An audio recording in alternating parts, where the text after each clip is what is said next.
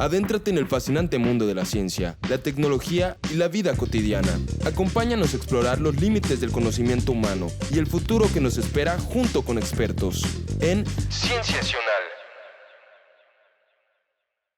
Muy buenas tardes, sean bienvenidos y bienvenidas a un episodio más de Cienciacional, el espacio que Quimbomba Radio nos permite al Centro de Investigación Científica de Yucatán para llevar a todos ustedes semana a semana, todos los jueves, un tema de ciencia, de tecnología, de innovación, y pues nos gusta a nosotros mucho en el CICI compartir el trabajo que realizamos cotidianamente con todas las personas que siguen este programa Sensacional.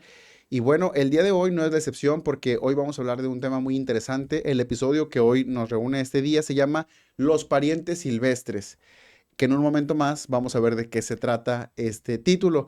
Por mientras les doy la bienvenida, yo soy Julio Domínguez, estaré acompañándoles durante este episodio donde vamos a estar pudiendo platicar con nuestro compañero Mauricio Heredia Pech, que es el invitado del día de hoy, que en un momento más les estaré presentando. Les damos la más cordial bienvenida y a la gente que nos siga a través de las redes sociales, ya sea en la página de La Quimbomba o también en @CicioOficial, que en este momento está replicando la transmisión, pues les enviamos cordiales saludos y les invitamos a que interactúen con nosotros a través de la caja de comentarios.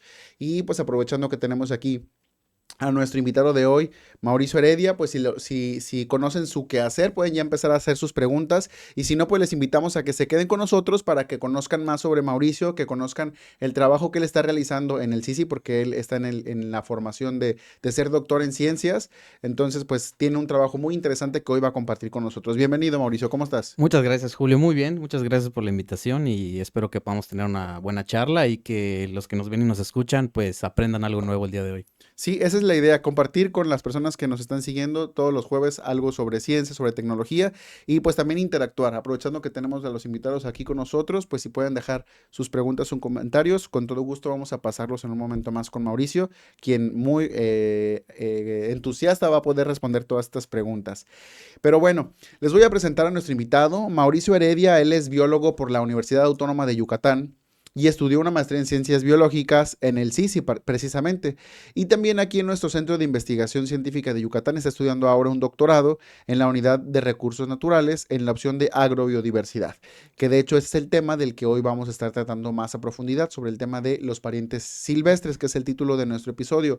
Pero Mauricio, antes de eso siempre nos gusta como conocer una parte más personal de nuestros invitados, y nos gustaría que nos platiques cómo es que surgió contigo esta vocación por dedicarte a la biología, a la ciencia. ¿De dónde viene? ¿Fue desde la infancia? ¿Fue ya en tu nivel de formación de secundaria, prepa? ¿Cómo es que te acercaste al mundo de las ciencias? Ok, claro. Bueno, inicialmente yo creo que lo que más me llamaba la atención cuando era pequeño eran los programas de televisión, los clásicos de Discovery Channel o National Geographic, que era como que el primer acercamiento a plantas, animales, desde un punto de vista científico, tratando de enseñarte diferentes cosas.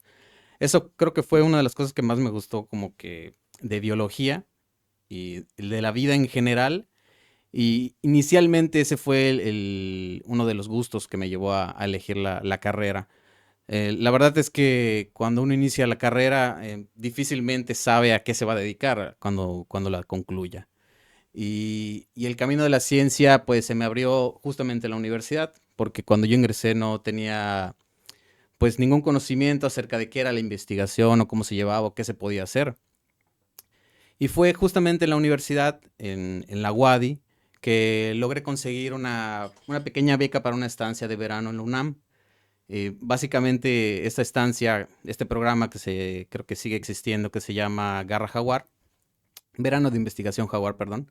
Eh, Básicamente trataba de que mandaban a diferentes estudiantes a investigar con investigadores de diferentes partes de México, según el tema que te interesara, y que tú pudieras aprender durante ese verano qué es lo que él hacía en sus proyectos de investigación. Afortunadamente tuve la oportunidad de ir y después de realizar varios experimentos, en ese entonces recuerdo que trabajamos con plaguicidas, con productos que se usan en el campo, y básicamente estábamos probando si causaba daño en las células humanas, eran células sanguíneas, para ver si podía afectar de alguna forma las células. Y bueno, estos experimentos que estuvimos realizando posteriormente se desarrollaron o culminaron en la tesis de la licenciatura, ya que la investigadora nos ofreció esta posibilidad, nos comentó que que era suficiente lo que habíamos hecho para poder realizar una pequeña investigación y fue así que conocí esa parte de la investigación. Luego, por algunos profesores que también se dedicaban a la investigación en la UADY y nos presentaron sus proyectos durante las materias, fue que conocí esta parte y me llamó muchísimo la atención. Muy bien, digamos que tuviste pues este involucramiento, una experiencia vívida de lo que es estar Ujú, en el laboratorio, pudiste exactamente. conocer ¿cómo se llamaba el laboratorio de la UNAM donde estabas? Estaba en el Centro de Ciencias de la Atmósfera. Ok, y estuviste en Ciudad de México. Estuve en la Ciudad de México, estuvimos como 2 meses y medio, 3 meses, trabajando en el laboratorio. Muy bien, bueno, pues como varios de nuestros invitados nos han dicho que estos veranos científicos les ayudan mucho a despertar esta vocación y como en el caso tuyo que terminaste tu carrera o estabas en la parte ya de ver qué te ibas a dedicar y pues esto creo que puedo darte más claridad, ¿no? Exactamente, sí, justamente porque uno no sabía y siempre está pues estos dos caminos, que es el camino a lo laboral o el seguir preparándote mediante posgrados. Y normalmente, pues lo que estuve viendo es que esta preparación es esencial si quieres dedicarte a ciencia, porque hay mucha formación que no tienes en la universidad, ¿no? Ahí se trata más bien de materias, por ejemplo, en biología, de ver todos los grupos vivos, hongos, O sea, plantas, todo el... exactamente, toda esta diversidad que existe. Sin embargo, no hay materias como tal que te enseñen a investigar, sobre todo pues a innovar, ¿no? En algunas cuestiones. Muy bien. Oye, Mauricio, y ya después de que estuviste pues teniendo esa experiencia vivencial de estar en la UNAM, desarrollaste tu tesis, te titulaste, ¿cómo fue que llegas ya a nivel de la maestría, del doctorado? ¿Cómo fue que te interesó esto? Y sobre todo llegar al CC. Sí, bueno, el CC era una de mis opciones desde el principio. Ya en los últimos semestres tuve que estar encontrando algunas opciones para poder estudiar la maestría y posteriormente el doctorado. O sea, he de ser sincero, la verdad es que sí fue un camino que yo me tracé al final de la licenciatura. Sí tenía claro que quería estudiar la maestría y el doctorado. Y entre esas opciones estaba el CICI, que la verdad es un centro de investigación de mucho reconocimiento a nivel nacional. He tenido la oportunidad de estar en congresos o en cursos en otros estados de la República y la verdad que es un centro que siempre se reconoce y se menciona. No solo como centro, sino incluso algunos investigadores en particular por algunos trabajos importantes que han realizado. Entonces, este reconocimiento y pues toda esta calidad que encontré en el posgrado del CICI fue que me llevó a tomar la decisión de De ingresar. ingresar. Oye, Mauricio, y platícanos que hoy en día tú ya estás pues matriculado en el posgrado, en el doctorado. ¿Qué es lo que tú estás trabajando ahí? Que le platiques a las personas que nos ven y que nos escuchan. ¿Qué haces Ok. actualmente? Eh, Básicamente nosotros trabajamos se divide en tres partes principales, ¿no? Que es el campo, ¿no? Que consiste, al menos en nuestro caso, es ir al campo y colectar hojas de las plantas que nosotros estamos estudiando para posteriormente llevarlas al laboratorio y extraer su ADN. Una vez que nosotros extraemos el ADN, ya nos permite realizar ciertos análisis, que ya sería la parte final o la tercera parte de estos tres, ¿no? Que es campo, laboratorio y el trabajo de escritorio, ¿no? Que ya en la computadora nosotros podemos realizar diferentes análisis y bueno, cada uno con su diferente enfoque, ¿no? Muy bien. Pues bueno, ya ahora que conocemos lo que realiza Mauricio, los trabajos cotidianos que realiza en su doctorado y que también pues pudimos conocer un poco más acerca de cómo fue que te enganchaste con el mundo de las ciencias, vamos a empezar con el tema que hoy nos reúne acá que tiene que ver con los parientes silvestres. Y Mauricio, quisiéramos empezar como con esta sección que se titula Contexto, donde le vamos a platicar a las personas, abrir un preámbulo o darles un contexto, valga la redundancia, respecto al tema que vamos a tratar. Los parientes silvestres, yo pienso que vienen de las familias biológicas. ¿Tiene algo que ver con esto, Mauricio? Bueno, realmente los parientes silvestres, le podemos llamar pariente silvestre a todas las plantas y animales que podemos considerar como ancestros de las plantas y los animales que hoy en día el humano aprovecha, Ok. tanto para comer como para textil o incluso animales domésticos como los perros, ¿no? Ujú. No sé si has escuchado alguna vez que, por ejemplo, los lobos son los parientes silvestres de los perros. Sí, ajá. Bueno, Los eh, primos lejanos o algo así. exactamente, son sus ancestros. Y bueno, lo mismo ocurre con las plantas.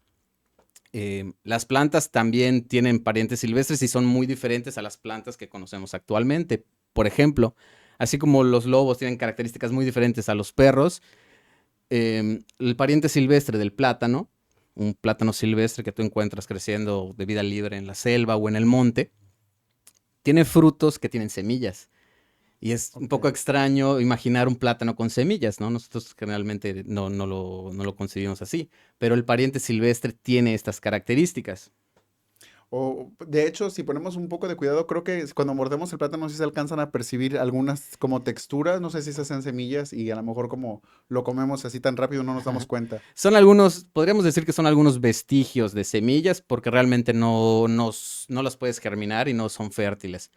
Este es un proceso que ha llevado mucho tiempo y que ha buscado precisamente que el plátano no tenga semillas. Oye, Mauricio, ¿y por qué es que existen plantas que son ya diferentes a como esas parientes lejanos que tú nos estás platicando? ¿Cómo es que llegamos a obtener un plátano que no tiene semillas cuando el pariente lejano sí las tenía? ¿Cómo es que se consigue esto? Ok, bueno, esto es un proceso conocido como domesticación. Es un proceso gradual, es un proceso lento, que básicamente consiste en la selección de un grupo de... Dentro de un grupo, la selección de una planta o animal que tiene ciertas características de nuestro interés. Por ejemplo, vamos a imaginarnos hace miles de años cuando el humano dejó de ser, pues grupos Nómada. humanos que iban de un lugar a otro y que se establecieron, fue así que empezaron también los cultivos. Ajá. Entonces imaginemos un pequeño cultivo con 10 plantas y de esas 10 plantas resulta que una de esas dio unos frutos más grandes de lo normal, más dulces, más ricos. Entonces, ¿qué es lo que pensaban? O esto también, pues, aprende de manera empírica durante la agricultura, ¿no? Que es que los padres se parecen a los hijos, no solamente en los humanos, sino también con plantas y animales. Entonces, tú al encontrar esta planta con frutos que te gustaban mucho, pues decidías solamente sembrar esas semillas Ok. y ya no sembrabas todas las demás. Ahí ya hubo una selección, ¿no? Direccionada por alguna característica que era de tu interés. Este proceso de domesticación, como le repito, es lento y gradual. Por ejemplo, se estima que el maíz, que es el cultivo por excelencia de México, se estima que comenzó a ser domesticado hace 10,000 años. Muchos ¿No? años. Sí, muchos años. Entonces es este proceso de selección y de reproducción constante una y otra vez. Y es así como tú vas moldeando los cultivos actuales que tenemos. Ok, y así se llega a tener un cultivo que ya no se parece a veces casi nada al pariente silvestre. Exactamente, vas haciendo una diferenciación cada vez más lejana, no solamente físico, sino también genética. Ya. ¿Y qué pasa con los cultivos? ¿Tienen alguna afectación? Por ejemplo, los que existan dos tipos ya de cultivos diferentes, que son los domesticados y los que no son cultivos, sino más bien que se encuentran de manera natural, los silvestres, a Bueno, nivel genético o algo así. alguna afectación que podría haber de que existan ambos, de que estén cerca, es que justamente haya un entrecruzamiento, Ok. ya que esta reproducción normalmente en los cultivos se sugiere, una recomendación de agricultores es que, por ejemplo, en el caso de la papaya, también hay papaya silvestre, muchos la conocen, son unos frutos pequeños de forma globular. La recomendación es que se eliminen las plantas silvestres cercanas a los cultivos. ¿Por qué? Porque puede llegar polen de estas plantas silvestres a los cultivos. Y básicamente si llega el polen, ¿qué es lo que puede pasar? Que cuando el agricultor vaya a cosechar, encuentre frutos que no cumplen con las características que él quiere, ¿no? Ya, no deseados. Puede ser Ex- que la papaya esté globular, ¿no? Y él quería la papaya larguita. Exactamente, y parece poca cosa porque tal vez sepa igual y no haya ningún problema, pero el valor de mercado importa. Y Claro. obviamente el mercado te demanda ciertas características en tu fruto, entonces esa puede ser una afección que puede existir. Y ahorita que tocaste el tema de la papaya, ayer en un evento del CICI precisamente un investigador presentó una papaya silvestre en la pantalla y sí se ve muy diferente, es circular y cuando la parte se ve color amarilla en lugar de naranja como nosotros estamos acostumbrados y luego las semillas son como más grandes, muy grandes de hecho y como Exacto. más planitas, o sea, sí, realmente parecería otro fruto, ¿no? Exactamente, sí, hay muchos, Hay muchas diferencias entre los parientes silvestres y las plantas o animales que conocemos actualmente. Estas diferencias que existen entre ellos se conoce como síndrome de domesticación, ¿no? Que son todas estas características que el humano ha tratado de fijar en estos cultivos a lo largo de los años. Y no solamente en el fruto, también, por ejemplo, plantas que sean más bonitas visualmente, por algunos colores, que contengan algún aroma en especial, incluso diferencias en cuanto a la toxicidad que pueden tener algunos, porque por ejemplo los frijoles silvestres, los parientes silvestres de los frijoles que conocemos actualmente son tóxicos, no pueden ser consumidos por los humanos. Ya. Entonces puede haber solamente muchas diferencias, no solamente físicas, sino hasta químicas. Y todo esto se hizo a través de la domesticación que nos estás platicando, una selección. Exactamente, es una selección de las plantas o los animales que tengan las características que nosotros deseamos. Y una parte importante hay que mencionar es que también habría que aislarlo de alguna manera del polen que pueda venir, por ejemplo, de los parientes silvestres. De alguna manera hay que crear como una barrera para que sean diferentes, que es justamente lo que se quiere, ¿no? Con la domesticación. Muy bien, y este proceso que tú nos platicas de domesticación, ¿sería algo así como un proceso para ir modificando paulatinamente, como bien tú refieres, una especie de planta sin que vaya a hacer una modificación en un laboratorio? Exactamente, sí, esa es la magia, podríamos decir, de la domesticación, que uno a veces le es difícil pensar en cómo puedes modificar una planta a nivel genético sin tener un laboratorio, sin tener instalaciones de última tecnología. Y bueno, básicamente es porque esta selección, como les menciono, no únicamente es a nivel externo, físico que podemos apreciar, sino que también a nivel genético. ¿Por qué? Porque cuando tú seleccionas una planta en especial por alguna característica y solamente reproduces esta, ¿qué es lo que está ocurriendo? Que todas las demás plantas tú las dejes de lado, las desechas. Y cada planta tiene genes diferentes, como nosotros. Hay que recordar que los genes podemos ver a los genes como una instrucción. Por ejemplo, color de ojos, color de cabello. Y el ADN como un libro que contiene todas esas instrucciones. Entonces, cuando nosotros seleccionamos plantas que son muy parecidas, estamos seleccionando ciertas características que están dadas por los genes. Entonces, todas las otras plantas que nosotros no queremos porque el tamaño del fruto no nos gusta, el sabor no nos gusta, toda esa parte se queda fuera y ya no está como que esos genes ya no los tiene nuestro cultivo. Entonces, esa parte genética también está presente. Ya, fíjate que aquí en Cienciacional hemos tenido también ya otros compañeros que realizan trabajos así, pero desde otra perspectiva, que son los biotecnólogos, ¿no? Ellos ya realizan cultivos in vitro, hacen selección de plantas madres y ya las personas que siguen este programa pues ya han visto esta parte, pero ahora es interesante conocer también esta perspectiva que es pues natural, podemos decirle, y que pues se ha dado por muchos miles de años, como bien nos mencionas en el caso del maíz y en otros cultivos también de importancia económica y que hoy nosotros los mexicanos y bueno, en diferentes partes del mundo se consume, ¿no? Oye, Mauricio, vamos a pasar, ahorita que ya tuvimos este contexto, ya platicamos acerca de domesticación, de esta modificación de plantas sin entrar al laboratorio, pues creo que ya podemos empezar a hablar de tu trabajo, las personas van a poder ya comprender mucho mejor y quisiéramos que nos platicaras, por ejemplo, cuáles son algunos de estos, cuál es la importancia que hay de los parientes silvestres en la actualidad. Ok, bueno, los parientes silvestres podríamos decir que tienen dos características que los hacen importantes. Una, pues es de entrada que al igual que todas las plantas y los animales silvestres, tienen alguna función biológica y ecológica. Aunque a nosotros nos parezca insignificante, el remover una planta o una especie puede causar un gran daño. Simplemente, por ejemplo, los parientes silvestres sirven, por ejemplo, como fuente de alimento para los polinizadores, ¿no? Por poner un ejemplo. Y la segunda parte o característica importante de los parientes silvestres es su diversidad genética. Como yo te mencioné hace un momento, los parientes silvestres suelen ser mucho más diversos en colores, formas, no hay ninguna discriminación entre ellos. Y todas estas características, como les mencioné, está dada por los genes. Esto quiere decir que los parientes silvestres son más diversos genéticamente. ¿Y cuál es el asunto con esta diversidad genética? ¿O por qué es importante tener muchos genes o ser diverso con tus genes? Bueno, es que estos genes, entre las características que nos dan, por ejemplo, en las plantas les puede dar la capacidad de resistir a una sequía prolongada o cualquier cambio ambiental drástico, sobre todo hoy en día que tenemos problemas con el cambio climático, estamos viendo que los tiempos de lluvia se están desfasando, las sequías se están prolongando, está habiendo inundaciones en algunos lugares.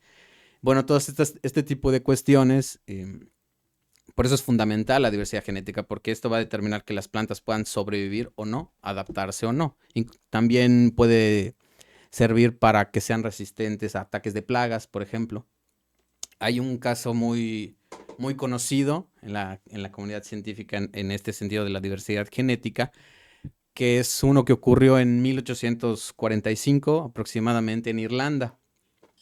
Y es que los irlandeses trataron de tomar un cultivo sudamericano, que era la papa, y el cultivo que iban a utilizar para el invierno, para sobrevivir el invierno. Entonces, llevaron unas pequeñas muestras, algunas papas, y a partir de esas papas que llevaron de Sudamérica es que empezaron a reproducirlas y a generar sus cultivos. La cuestión es que la papa tiene una característica muy particular que puede ser reproducida de manera clonal.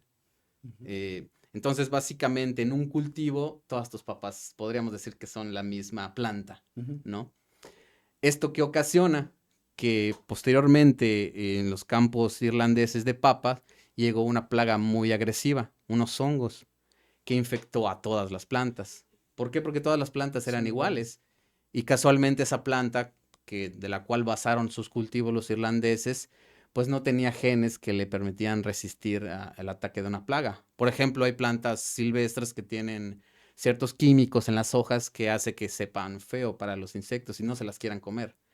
Esto no ocurrió en esa ocasión y devastó todos los cultivos de papa de Irlanda y ocasionó una gran hambruna, ¿no? Entonces, por eso es importante la diversidad genética en las plantas. Incluso es recomendable que si pretenden hacer este tipo de cultivos que van a servir para la subsistencia de una gran población, pues lo ideal es que consigan variedades de esa misma papa, por ejemplo, pero de diferentes partes del mundo, ¿no? Para tratar de juntar genes diferentes, ¿no? Y que en la siguiente ocasión, por ejemplo, cuando llegue una plaga, a lo mejor algunas sobrevivan, ¿no? Porque son diferentes. Claro, creo que hace mucho sentido con lo que nos dijiste anteriormente de la domesticación. Nos estabas hablando de que cuando se va seleccionando por características deseables del productor, del mercado, pues va seleccionando el fruto más carnoso, más dulce, hasta más brillante, el color más llamativo, lo que sea. Pero entiendo que entonces en esa selección se pueden ir quedando fuera algunos genes que en ese momento pues no le interesaban al productor, al comercio, al público demandante, ¿no? De este producto. Pero luego pasa que esto que nos platicas, ¿no? Al hacer esa selección o discriminación de genes y seleccionar otros genes por otras cuestiones, pues se quedan fuera otros que se necesitaban. Exactamente, sí, esta es la problemática que puede ocurrir, ¿no? Muy bien. Es muy interesante y en el CICI precisamente se trabaja también mucho en esta parte de la conservación, ¿cierto? Sí, desde diferentes enfoques. En nuestro caso sería biología de la conservación, pero a un nivel genético, ¿no? Ya, oye Mauricio, ¿y tú trabajaste con algunas plantas en particular? Tú con el equipo de laboratorio allá en la unidad de recursos naturales, que es a donde tú estás colaborando en tu posgrado, ¿cuáles son las plantas con las que ustedes están trabajando? Porque ya ahorita hablamos de unos ejemplos de la papa, hablamos también del tema del plátano, nos expusiste esto, pero tú en particular, ¿cuáles son los frutos que tú estás estudiando? Ok, bueno, yo en la maestría trabajé con unos frijoles. No sé si conoces unos que son conocidos en la región como ib o ibes, en Ajá, plural, unos frijoles blancos, sí, que son muy importantes en la gastronomía yucateca. Hay algunos platillos que se preparan con eso y tiene bastante importancia. No tiene tanta importancia a nivel económico porque no existe como tal una exportación y no hay venta, pero sí a nivel local, sobre todo porque en muchas comunidades se utiliza como cultivo de subsistencia, o sea, lo cultivan para que ellos lo consuman. Estuve trabajando con esta especie y además ahora en el doctorado tengo la oportunidad de estar trabajando con la papaya. Justamente por eso te ya. mencioné el ejemplo hace unos momentos. La papaya, por el contrario, sí es una fruta de mucha importancia a nivel mundial. A muchas personas no les gusta, pero a muchas personas sí. De hecho, México es de los principales productores de papaya a nivel mundial. Está dentro del top 3 y es muy importante también porque gran parte de la producción, más del 95% de la producción de papaya que se realiza en territorio mexicano, se exporta a Estados Unidos. Entonces, es una planta muy importante. Sí, eso te iba a decir. Yo he escuchado que México es uno de los grandes productores a nivel internacional de este cultivo y pues el mercado internacional, como bien refieres a los mexicanos, creo que no la consumimos tanto, pero el mercado Ujú. internacional sí demanda mucho el fruto de la papaya. Exactamente, sí es una fruta de gran valor. En México actualmente se cultiva en su gran mayoría, también más del 95%, únicamente papaya de la variedad Maradol. Esta es una variedad que se originó en Cuba. Justamente ya pues como dato curioso, la palabra Maradol viene de la unión de dos nombres, del nombre del agricultor que la creó y su esposa. Ella se llamaba María y el Adolfo, por eso el Maradol. Ah, mira, ese es un dato curioso que no sabía. Bueno, yo no lo sabía y está interesante. Está interesante. Bien dices, la Maradol es de las papayas como más, que todos conocemos, vamos al supermercado, vamos al mercado y ahí te ofrecen la papaya Maradol, ¿no? Exacto. Pero hay otra diversidad pues de variedades de esta especie de la papaya. Aquí en Ujú. Yucatán, ¿qué tan diverso es esas variedades? Bueno, justamente estuvimos realizando mucho trabajo de campo para tratar de encontrar cultivos, generalmente en cultivos grandes, formales, podríamos decir. Únicamente encontramos uno que tenía una variedad que ellos le llamaban mamey. Y también estuvimos realizando muestreos en algunos poblados y nos fue curioso porque fue más común encontrarlo en poblados, como que en huertos de traspatio. Generalmente personas locales son las que Aprecian. lo aprecian y tratan de mantenerlo. Sí, generalmente en la cultura maya se da mucho de que valoran mucho las variedades que ellos han logrado formar, porque incluso ellos han logrado realizar algunas variedades. Pero no es tan común encontrar en la península otras variedades de papaya. Ya, y esta ausencia Bueno, antes de pasar a esto, me gustaría, ya nos platicaste que al principio con la maestría estuviste trabajando con los ibes, ahora ya Ujú. estás trabajando con las papayas. ¿Cuál es la similitud o platícanos cómo es cómo han sido trabajar con estos dos cultivos? ¿Has encontrado alguna particularidad con tus trabajos? Bueno, afortunadamente el proceso de investigación que llevé tanto en la maestría como en el doctorado es similar, ¿no? Los enfoques son similares y pues voy a tratar de explicar un poco de básicamente de qué es lo que estamos haciendo y lo hicimos con IBES y lo estamos haciendo con papaya, que básicamente es tratar de abordar el enfoque o la problemática que también comenté hace un ratito. Em, ¿Qué puede ocurrir si hay movimiento de genes? ¿Los genes en dónde están en las plantas? En el polen, ¿no? Ujú. Si hay este movimiento de polen, ¿qué puede ocurrir si empieza a moverse polen de cultivos, por ejemplo, de papaya, a la parte silvestre, ¿no? Esto es importante porque Mm, las plantas domesticadas, a diferencia de las plantas silvestres, requieren de los cuidados del humano. Los cultivos pues tienen que ser regados, se les tiene que aplicar fertilizante, algunos utilizan plaguicidas para los insectos. Entonces, ¿por qué? Debido a que no tienen la diversidad genética necesaria para poder resistir todas estas condiciones. Y esas características perfectamente pueden ser transmitidas mediante los genes a plantas silvestres, ¿no? Entonces, esto puede ocasionar que si empiezan a moverse estos genes con estas características domesticadas a la parte silvestre, pues puede afectar la supervivencia de estas plantas, ¿no? La próxima vez mm. que crezca un fruto y de las semillas, estas semillas crezcan en una planta, al haber esta mezcla genética, puede que esta planta ya no sea tan resistente, ¿no? Puede ocasionar algunas problemáticas para su supervivencia. Y es por eso que se trata de pues, resaltar esto y de la repercusión que puede tener en la diversidad genética de las plantas silvestres. Y ahora podemos verlo también del otro lado. ¿Qué pasa si hay genes silvestres que empiezan a moverse dentro de los cultivos, ¿no? Y como ya habíamos comentado, ¿no? Esto no es esto tiene importancia económica, ya que puede mermar la producción de los productos del agricultor. Tal vez en la papaya puede pasar un poco más desapercibido, pero por ejemplo con los cibes, que son frijoles de color blanco, unos redonditos de color blanco que todos conocemos, la parte silvestre, el pariente silvestre, pues a diferencia de esta, tiene semillas más planas, de color gris, son totalmente diferentes. Y ahí sí puede haber una afectación porque es más fácil, digamos, manchar una semilla blanca con estos genes silvestres, ¿no? Ahí podría haber esta afectación, ¿no? Entonces, lo que nosotros tratamos de hacer es, mediante análisis genéticos, pues determinar si efectivamente está existiendo este cruce genético o no. Es por eso que nosotros tenemos que ir al campo, colectar las hojas y extraer su ADN. Porque mediante su ADN podríamos decir que vamos a leer su ADN y nosotros podemos saber si su ADN, podríamos decir, es puro, silvestre, o si ha habido algún tipo de mezcla, ¿no? Es una medida indirecta para que nosotros podamos saber si se están cruzando o no.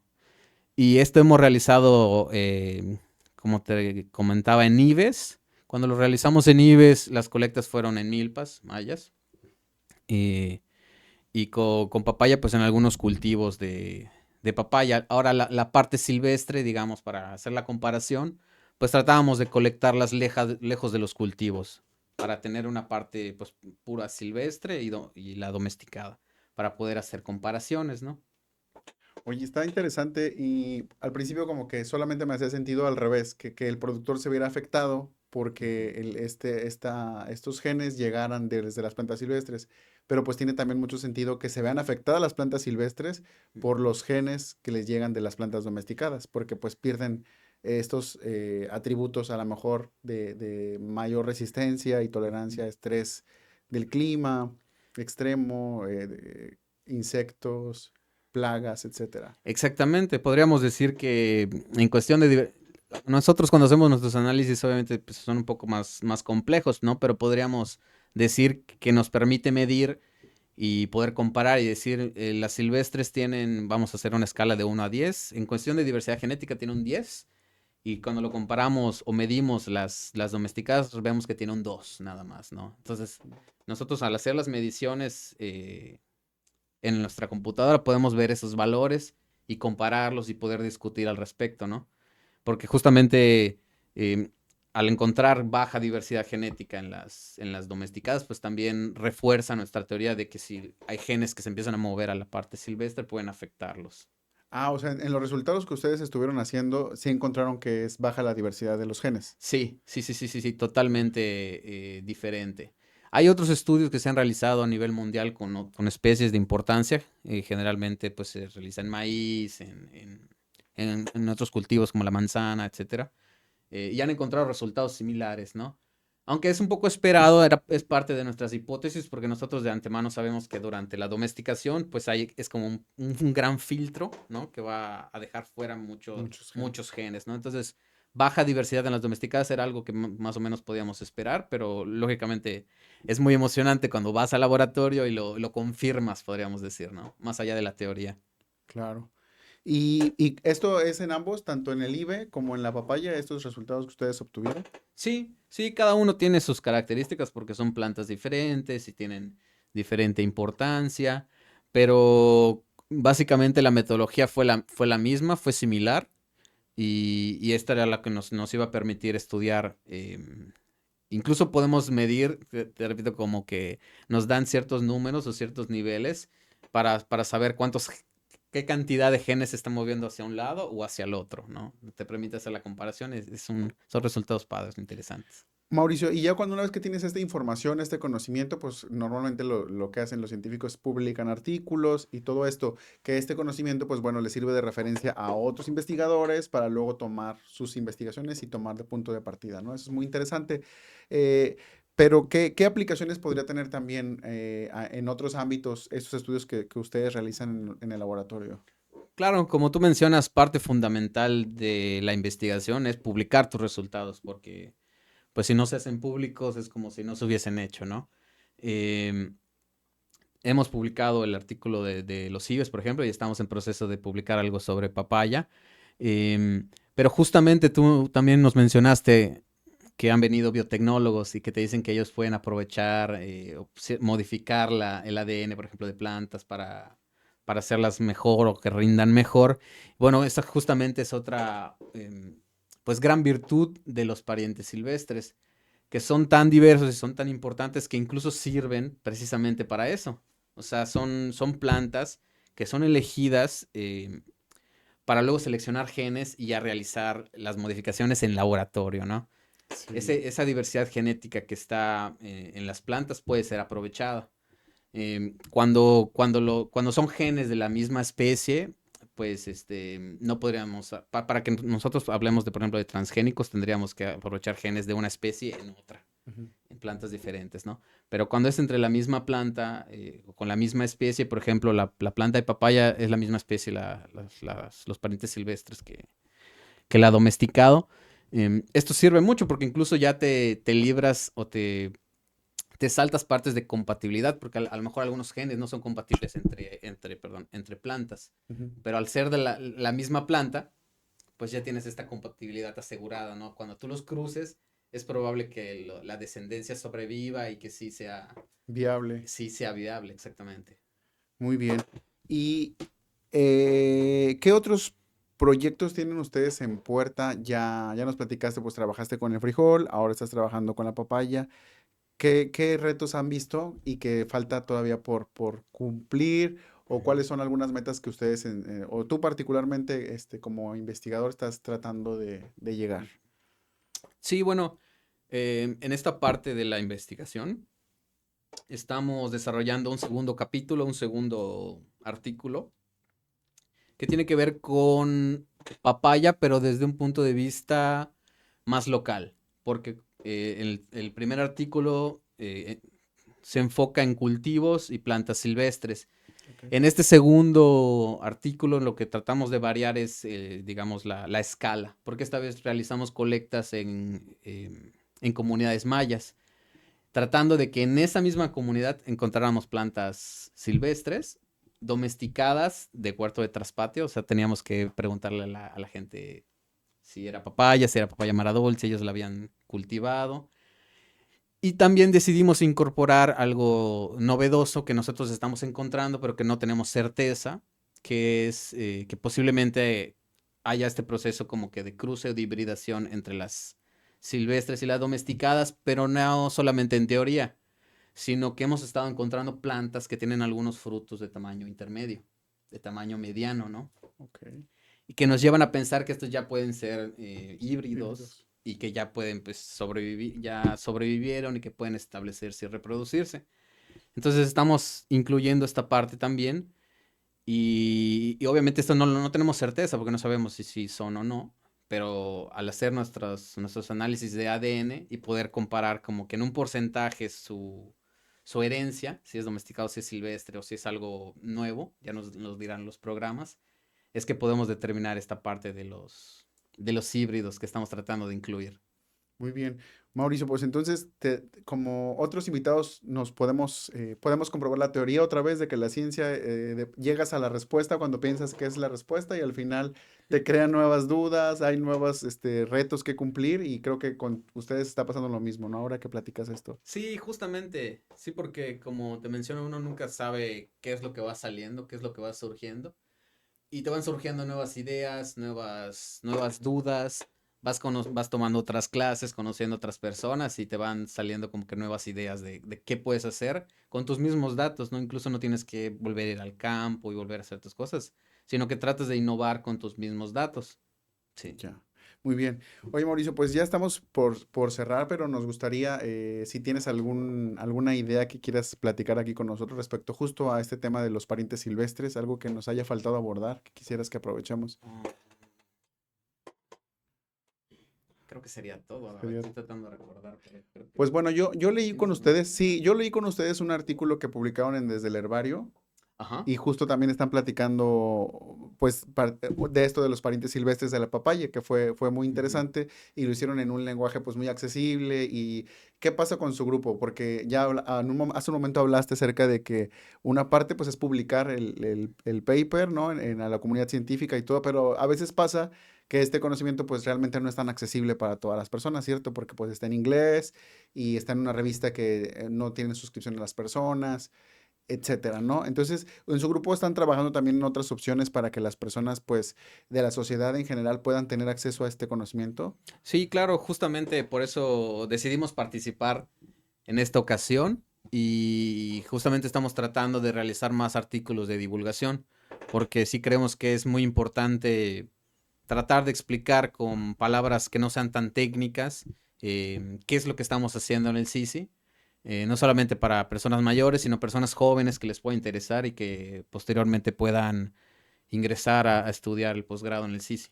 Claro. Sí, porque luego si llegas con la gente y le hablas así como domesticación y todo, pues sí, como que sí hemos oído que la domesticación, pero pues sí necesitamos que a veces nos expliquen de qué se trata y siempre se aprecia mucho, ¿no? Para poder comprender más Claro. los proyectos de investigación que se trabajan por los diferentes investigadores del CICI, que de hecho nosotros tenemos más de 80 investigadores y pues muchos estudiantes y pues te agradecemos que hayas estado aquí con nosotros. Y bueno, pues este fue un episodio más de Cienciacional. Nos vamos a despedir. En nuestro episodio de hoy, les recuerdo, estuvo Mauricio Heredia Pech, que es estudiante de posgrado de la Unidad de Recursos Naturales.